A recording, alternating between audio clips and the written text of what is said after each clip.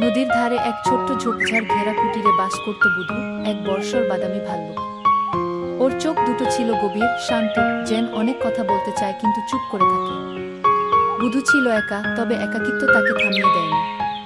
প্রতিদিন সকালে সূর্য ওঠার আগেই বুধু তার পুরনো বাঁশের টোপলা কাঁধে নিয়ে নদীর পাড়ে যেত।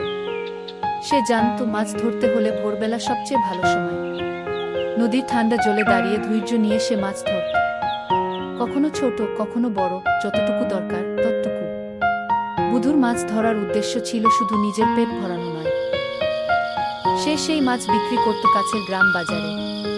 লোকেরা অবাক হয়ে দেখত, কেমন শান্তভাবে একটা ভাল্লুক মানুষের মতো দাঁড়িয়ে মাছ বেচছে। কেউ ভয় পেত না, বরং শিশুরা ওর কাছে ছুটে আসত, ডাকে বলতো, "ই বুধু দাদু।" বুধু সব সময় হাসি মুখে থাকত, আর কিছু অতিরিক্ত মাছ ও নিজ হাতে রান্না করা শুকনো মাছের টুকরা গরিব মানুষদের দিয়ে দিত। সে কখনোই দাম চাইত না কারো কাছ থেকে, যার পয়সা নেই সে যেন খালি হাতে না যায়। একবার এক বাচ্চা মেয়ে, নাম ছিল মিনা, তার মা খুব অসুস্থ হয়ে পড়েছিল। বুধু প্রতিদিন কিছু খাবার নিয়ে মেয়েটার বাড়িতে যেত। বাজার থেকে যে সামান্য যা আয় হতো তার কিছুটা দিয়ে ওষুধ কিনত। মিনার মা সেরে উঠলে সেই পরিবার বুধুকে কাঁদতে কাঁদতে জড়িয়ে ধরেছিল। সেদিন বাজারের সবাইকে বুধুর চোখে প্রথমবার জল দেখা গিয়েছিল। বছর ঘুরে গেছে, বুধুর কুটির এখনো নদীর পাশে আছে। ও এখনো মাছ ধরে বাজারে যায়।